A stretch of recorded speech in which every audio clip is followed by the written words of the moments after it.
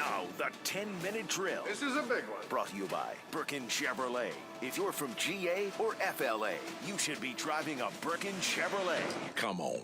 Hit it.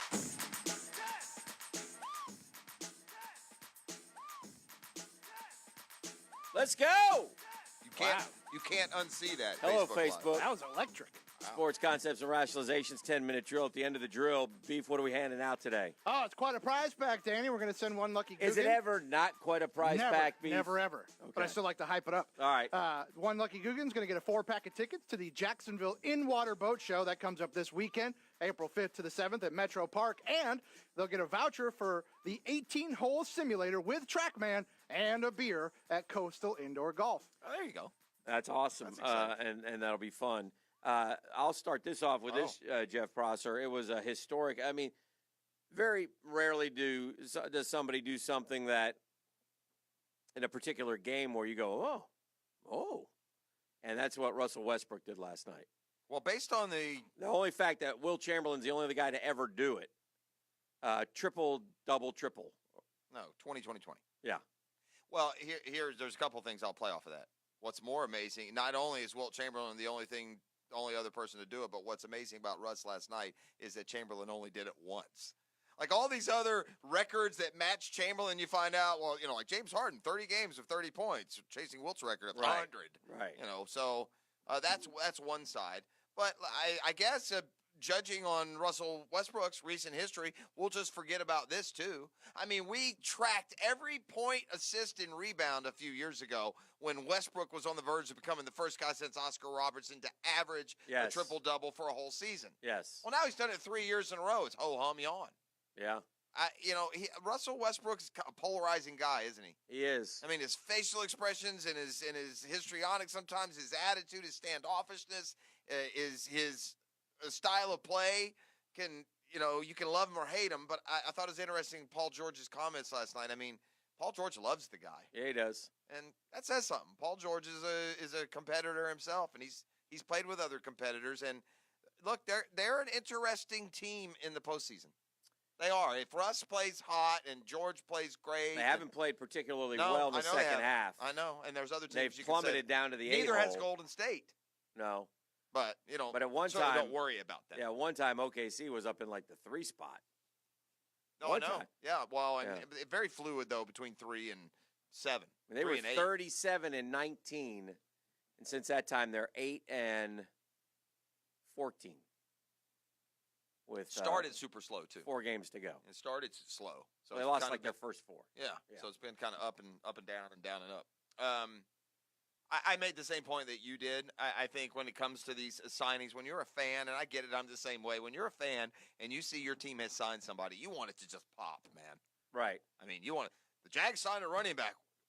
The Jags got, Le'Veon Bell or even Latavius Murray for somebody, right? Yes. And we haven't gotten these last 2 days, and I would suggest to you that all the Jaguars are doing here is filling up the roster spots. You're going to go through the offseason with X amount of running backs, X amount of linemen, and they're dipping into these veteran, affordable free agents. I don't think anyone expects Alfred Blue or Benny Cunningham to have a bunch of significant moments. They may have a moment. They may play special teams. They may have a kick return. But if the Jags are looking for real explosive, productive backup, that's going to come in the draft. That's not these guys. And you're always hoping, like, somebody you happen to sign can come off the, I don't want to say scrap heap, because they're not on the scrap heap. They're contributors in the NFL, but you're looking for even more. You're hoping that you're paying them, and none of these guys are breaking the bank. And, Shatley and Wells. Josh Wells is an interesting dude, man. Like, we talked about this. I don't know if it was on air or off air, but quarterback in high school and became a big guy, offensive lineman.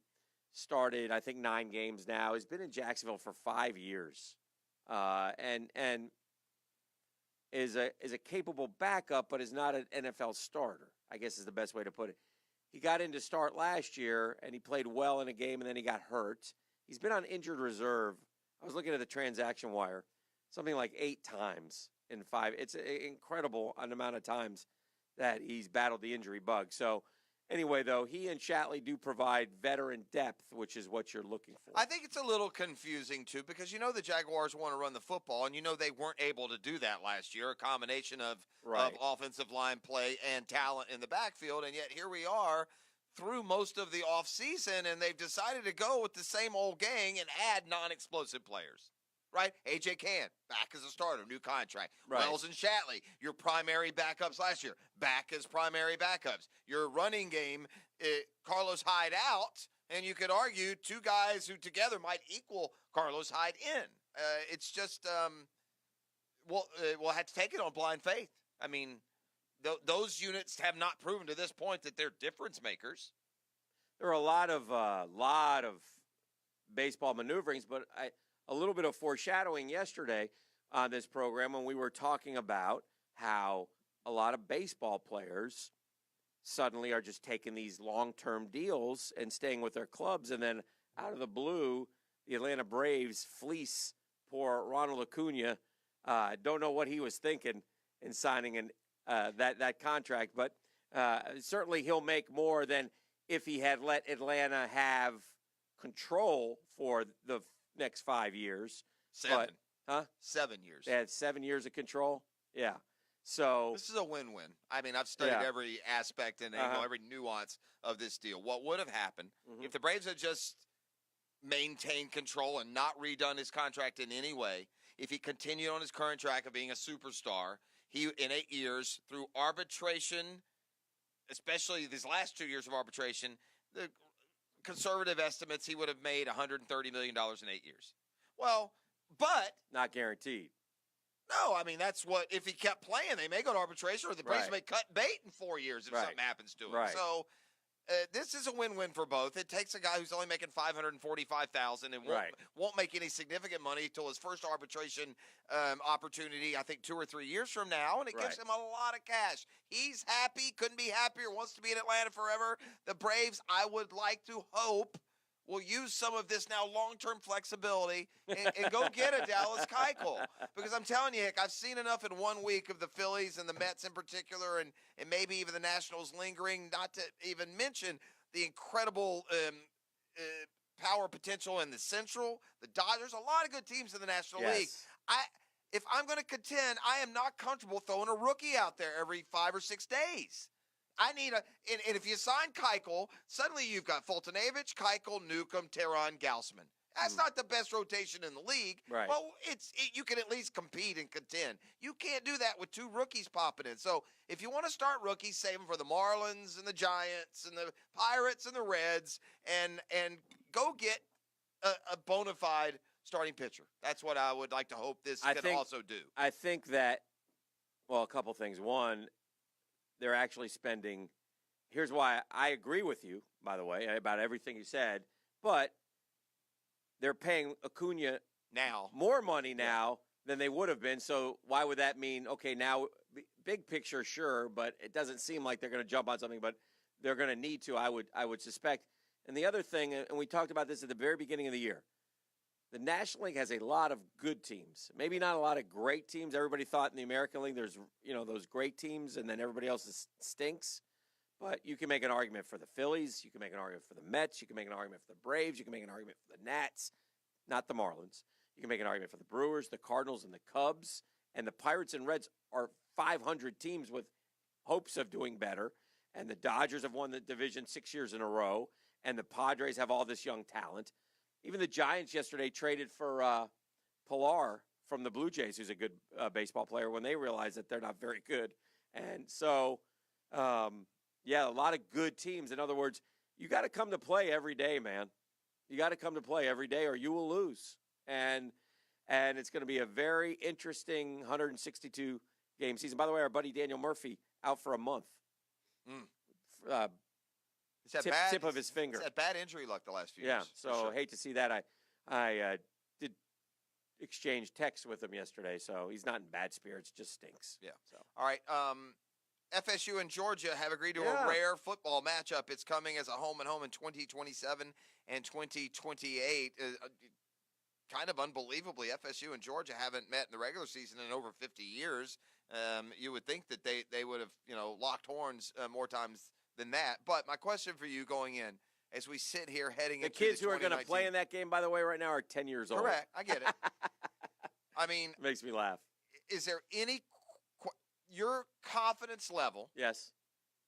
that FSU is a national factor when this game is first played in 2027? That's 8 years from this season. And I guess I mean this way without proclaiming it, but asking the question, is FSU immune from falling into being Virginia Tech or, a good team but not a great one? For so many years, FSU was a national title contender from the opening kick until the final bowl game. Or does Willie Taggart's slow start give you pause? I mean, it could happen to anybody, and it's a fine line. Like the Hurricanes have left and never come back, really. They had a little, what were they, 10-0 with Rick? And then lost three lost or 4 in a row. Yeah. Or 4 in a row. No, I'm not ready to. My confidence factor is still 80% Okay, plus. Good. That's what I was wondering. But, the FSU fan will be happy to hear that. But it can happen. Yeah. You got to be careful. Mm-hmm. I've always said this. I think there's a finer line between winning and losing than you think. A lot of people always you got to have a good coach in college football more than maybe any sport. And I could bring you Alabama as a perfect example. And the guys, Florida? Yeah. I mean, again, Alabama, though, Shula, Price, didn't work. College is Alabama, not about stalling Saban, College is not about Jimmys and Joes. Got to have a great coach. But and then you got to recruit. Well, your great coach is a great recruiter in college. Yes. The only one I can really think of who's great in one and not in the other is Chip Kelly. And he's not great right now. No, but he has been. But he may not get back. Well, we'll see. They improved at the end of the year, but your point is a fair one. They were sub 500 a year ago after a terrible start. So anyway, to answer the question, I do feel fairly confident that FSU, because of the program, the tradition, who they are, and that they'll be okay. But just be careful. It's been 1 year, though. I mean, it's like think about the context of the question. Was FSU? Well, it's been 2 years. Well, yeah, you're right. 2 years. It's been 2 years. 2 years. Yeah. And I just, this is a very important year. I don't care what the buyout is. If Willie Taggart doesn't show me something big, I mean, it's a dangerous game to keep hoping. Well, if you go belly up, if you go sub 500, you have to seriously take a look. If you go 7-5, he comes back for another year and away not you go. Completely his fault. This isn't exactly a star-studded, loaded roster he's going to be working with. So we'll see on that. Any hope at all for the AAF? I mean, they talked this, so they could be back. No. You okay with Steve? Did Steve Spurrier spend too much time in UCF's home stadium? That's fine. That's ball coach, man. That's who he is. I knew it. But if you have Steve Spurrier, be the champs, right? We're 7-1, and the next teams are 5-3. Pross, I tweeted that out before he even said it because I knew it was coming. Yeah. Of course he's going to do that. Yeah, sure. And should they make them champions? If you listen to the rest of his interview, will they put a banner in the stadium? Yes or no? No. Here's what I would say to Spurdog, though.